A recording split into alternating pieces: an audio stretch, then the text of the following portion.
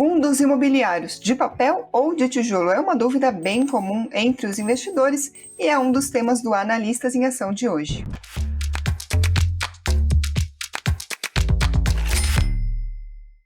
E hoje a gente vai falar da carteira de fundos imobiliários recomendados pelo analista José Falcão da Nuinvest. Bem-vindo, José, tudo bem? Olá, Karina. Olá, pessoal. Bom estar aqui novamente, trazendo as novidades e atualizações da carteira Top FI e trazendo também um pouco da análise sobre o cenário atual. Vamos nessa! É isso aí, a gente vai falar sim das novidades para a carteira, tem recomendação para o mês de março, mas antes da gente falar sobre o que mudou na carteira, vamos falar um pouquinho sobre como que ela está, porque vamos combinar que fevereiro foi um mês bastante movimentado para o mercado financeiro como um todo. Então, primeiro, como é que ficou para os fundos imobiliários, como que ficou o cenário e mais, a performance da carteira em fevereiro, como é que foi, José? Exatamente, Karina. Assim como o mercado de forma geral, o IFIX, que é o principal índice de fundos imobiliários negociados na B3, caiu pelo segundo mês consecutivo, refletindo aí um momento mais desafiador, assim como foi também o ano passado, com cenário de inflação, juros elevados e expectativa de estagnação econômica. E tudo isso, foi potencializado pelo conflito geopolítico que gerou mais aversão ao risco. No mês de fevereiro, por exemplo, o IFIX caiu 1,29%, acumulando, portanto, um recuo de 2,64% no ano e uma queda de 5,52% em 12 meses. A queda do IFIX foi agravada pelo desempenho negativo por parte dos fundos do segmento de tijolo, que engloba outros setores do mercado imobiliário, como shoppings, escritórios e galpões logísticas, dentre outros setores também. O segmento de tijolo, de forma geral, caiu 3,29% no mês, já os fundos de papéis subiram 0,17%. E quando a gente pega a carteira Top FI e compara ela com o IFIX, a gente vê que no mês de fevereiro o índice caiu 1,29%, conforme eu comentei, e a carteira recuou apenas 0,37%, ou seja, obtendo aí uma resiliência em relação à média do mercado quando a gente olha para o IFIX. No acumulado, desde abril de 2021, quando a gente lançou a carteira, o IFIX recua 3,7% e a carteira Top FI recua 0,89%. Então, a conclusão que a gente tira até aqui é que, apesar do momento desafiador, a nossa carteira vem obtendo um desempenho mais resiliente do que a média de mercado. E por isso a gente mantém aí a carteira mês a mês, sem muita modificação. Sem muita modificação, mas teve alguma modificação agora para março, é isso? Exatamente. Fizemos um pequeno ajuste no que diz respeito à alocação percentual dos ativos na carteira Top FI, onde cada fundo adquiriu ali uma diversificação percentual de 10%, mantendo ali a composição dos 10 fundos inalteradas na carteira, e dois fatores contribuíram para esse ajuste percentual em cada fundo. O primeiro deles é a maior facilidade que proporciona para o investidor replicar a carteira e o acompanhamento e acompanhar o desempenho dos ativos. Quando você tem ali alguns ativos com percentuais diferentes, como era no mês de janeiro, onde os fundos de papel tinham ali algo em torno de 12% a 15% de alocação, e fundos de tijolo, como escritórios e shopping, apenas com 7%. Quando o cliente vai diversificar a carteira, isso dá um pouquinho mais de trabalho para ele fazer essa distribuição, o que dificulta a experiência dele como investidor nas plataformas de investimentos. Então, isso aí é algo que dinamiza um pouco mais e facilita para o próprio investidor gerenciar a sua carteira. O segundo motivo é para que a gente aumente gradualmente a alocação em outros segmentos. Assim como a gente já vinha comentando em programas anteriores, a gente vinha mantendo uma alocação maior no segmento de papel, e agora a gente reduziu um pouco para aumentar a exposição no segmento de tijolo. Tá? Então, dessa forma, o segmento de papel ele foi reduzido de 65% para 50%, e o segmento de tijolo foi aumentado de 35% para 50%. Então, a gente tem agora meio a meio em relação a fundos de papel e fundos de tijolo. Os fundos de papel, especificamente, o objetivo dentro da carteira ele é mais defensivo no cenário de juros e inflação elevados, porque eles conseguem repassar de forma mais imediata para o rendimento do cotista a correção monetária da inflação e a elevação da taxa de juros. E nesse cenário que a gente está, né, esses fundos se favorecem mais e conseguem pagar rendimentos mais atrativos.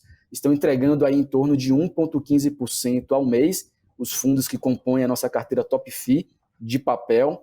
Esse 1,15% ao mês é uma taxa equivalente a 14,76% ao ano, e isso significa 158% do CDI, considerando a isenção de imposto de renda que os cotistas recebem nos seus rendimentos.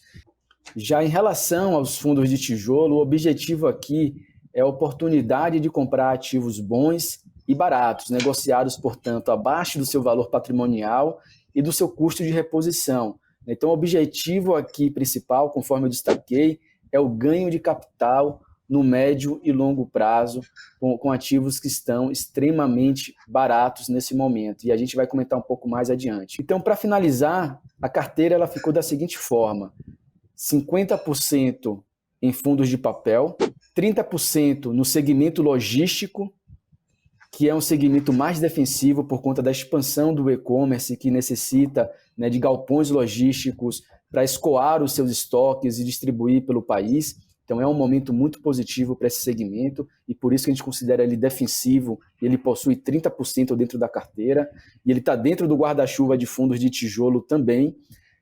Agora, passando para o fundo de shopping, a gente aumentou a alocação de 7% para 10%, porque eles estão retomando níveis pré-pandemia, né? Saiu dados operacionais de shoppings no início do ano e são muito animadores. A gente já vê níveis aí bem próximos ali do final de 2019 e início de 2020. Porém, os fundos de escritórios, que a gente vai detalhar um pouco mais adiante, a gente também fez um aumento gradual, mas ainda muito ponderado, né? E com muita cautela também. A gente aumentou de 7% para 10% a alocação, porque ainda há algumas incertezas em relação a esse segmento. E a gente vai comentar um pouco mais à frente sobre isso. Justamente a minha próxima pergunta era sobre isso, porque você comentou o aumento da alocação, mas ainda com uma certa cautela. A gente está vivendo um movimento de retomada para os escritórios em diversos segmentos, agora que o pior da pandemia parece de fato ter ficado para trás, muitas empresas já estão retomando ou já retomaram o trabalho presencial, mas ainda assim existe uma certa dúvida do investidor, José, e por quê? Com certeza, Karina. As novas variantes aí da Covid-19 reacenderam o debate sobre o retorno aos escritórios no Brasil. Os fundos de escritório dividem, portanto, muitas opiniões. De um lado, você tem investidores que enxergam oportunidades de ganho de capital. De outro, estão aqueles que ainda não enxergam, na verdade, previsibilidade no segmento. E aí afasta um pouco a atratividade em relação ao segmento. Quando você olha o desempenho dos fundos de escritório, em média, as cotas de FIIs do segmento, no IFIX, né, que pertencem ao índice, caíram 17% em 12 meses. O índice, por sua vez, ele caiu apenas 4,9% no período, o que é uma queda também considerável, mas a gente vê um recuo, né, um momento muito mais pessimista para os fundos de escritório em relação à média do mercado, usando como parâmetro o IFIX. Mas como está o segmento de lajes corporativas na economia real? Porque até aqui a gente falou muito do preço de tela, da cotação. Quando você pega o segmento no Brasil, com referência à cidade de São Paulo, atualmente a capital paulista possui aí 11,6 milhões de metros quadrados de escritórios, né, em estoque, distribuídos aí em quase 1.600 prédios. Quando você olha a absorção líquida do quarto trimestre do ano passado, que foram os últimos dados divulgados, essa absorção ela foi de 49 mil metros quadrados. Né? Foi o primeiro trimestre com resultado positivo desde o segundo trimestre de 2020. Tá? Então, isso aí já foi um sinal positivo, uma luz no fim do túnel. mas ainda longe do ideal quando a gente olha a taxa de vacância, que ficou em 21,2% no quarto trimestre de 2021. Né? E quando a gente olha lá no primeiro trimestre de 2020, no período pré-pandemia, a vacância era de apenas 13%. Então a gente ainda vê que o mercado ele não se recuperou, né, quando a gente compara principalmente com outros segmentos como shopping e galpões logísticos. Pelo lado pessimista, Karina, a concorrência dos FIIs de papel tem pesado sobre o segmento de escritórios e de tijolos de forma geral. Né? Há uma migração para os fundos de papel por conta dessa característica defensiva que absorve melhor a alta da inflação e dos juros. Tá? Os fundos de escritório, conforme eu comentei, enfrentam ainda a desconfiança dos investidores que esperam mais previsibilidade no segmento. Então, esse é o contexto pessimista. Mas, olhando pelo lado otimista agora, os fundos de escritório apresentam hoje um preço-valor patrimonial abaixo de 1, o que significa que estão baratos. Tá? No caso dos FIIs de escritório, o desconto médio é de 26%. Isso significa que você está comprando ali um metro quadrado com 26% de desconto em relação ao seu valor justo, ao seu valor patrimonial. E por isso que a gente fala, né, da grande oportunidade que se abre aqui para o ganho de capital para quem tem uma visão de médio e longo prazo. E agora, para quem deseja se expor ao segmento de escritório, eu trouxe aqui dicas, né, para que você tenha mais segurança ao fazer esses investimentos. Então, o primeiro deles é que localização boa nunca foi tão importante. Quando a gente pega o valor do metro quadrado e a taxa de ocupação e vacância em regiões de qualidade, elas são bem mais atrativas do que as demais regiões. Aqui em São Paulo, por exemplo, a região da Faria Lima, Vila Olímpia, dentre outras, apresenta uma vacância média de 2% a 8%. Quando você compara com a média do mercado, você vê que é muito acima, em torno de 20%. Então, isso se torna, nesses momentos de maiores incertezas, algo a ser considerado de grande relevância e que faz com que o seu portfólio fique mais defensivo. A diversificação de imóveis no portfólio é muito importante, então adquirir fundos que tem ali dentro diversos imóveis em regiões diferentes, né, e com diversos contratos e inquilinos, que possibilita aí uma diversificação e, por consequência, menor risco. Conhecer o time de gestão por trás do fundo, a qualidade técnica e o expertise no segmento que eles atuam. Outro ponto importante é o cronograma de vencimento dos contratos de aluguel.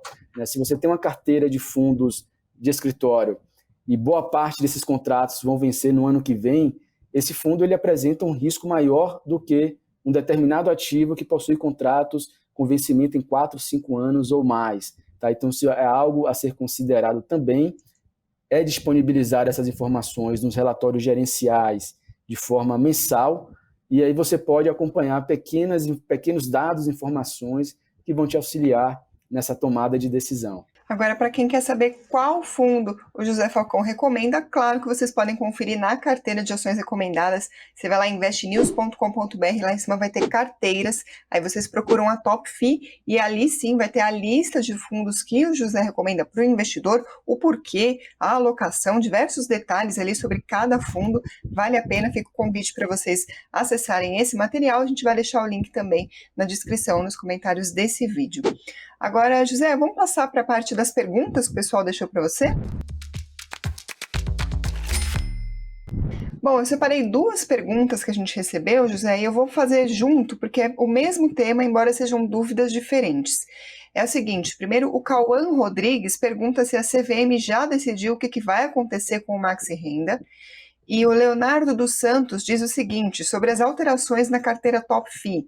Estou querendo entrar mais forte no Maxi Renda, mas estou com medo das novidades e de perder a recomendação. Então, vamos lá, queria ouvir os seus comentários sobre esse fundo que deu o que falar nos últimos meses, né? Ótima pergunta. Inclusive, eu trouxe aqui um comunicado que foi divulgado no relatório gerencial no dia 21 de fevereiro do fundo Maxi Renda, o MXRF11. Ele anunciou que já entrou com pedido de reconsideração da decisão da CVM, que questiona, portanto, a distribuição de dividendos do fundo. O referido pedido de efeito suspensivo formulado pelo administrador foi deferido pelo colegiado da CVM e, com isso, os efeitos de declaração deliberadas no dia 21 de dezembro de 2021 estão suspensos temporariamente. Com a apresentação do pedido de reconsideração, a autarquia tem agora até 60 dias para se manifestar sobre o caso. Além disso, o fundo informou em apresentação dos resultados que teve lucro de 4 milhões em 2021. Dessa forma, afirma que não se enquadraria no recente parecer da CVM caso o entendimento venha a ser aplicado. Portanto, a nossa recomendação aqui é continuar aguardando uma definição para esse caso, mantendo aí uma alocação de 10% no MXRF11 na Top FI. E se você que está assistindo tem alguma dúvida que gostaria de mandar sobre fundos imobiliários, deixa aqui nos comentários para a gente trazer para os próximos programas. Por hoje, a edição de agora do Analistas em Ação fica por aqui, mas continue acompanhando o nosso canal, se inscreva se você ainda não fez isso, deixa aqui nos comentários o que vocês estão achando e deixa o like se você gostou desse programa. José, muito obrigada mais uma vez pelos esclarecimentos, as informações, a participação de sempre. Obrigado, Karina. Obrigado, pessoal. Nos vemos aqui no próximo mês, trazendo as novidades da carteira Top FI para o mês de abril. Um grande abraço e até mais. Tchau, pessoal.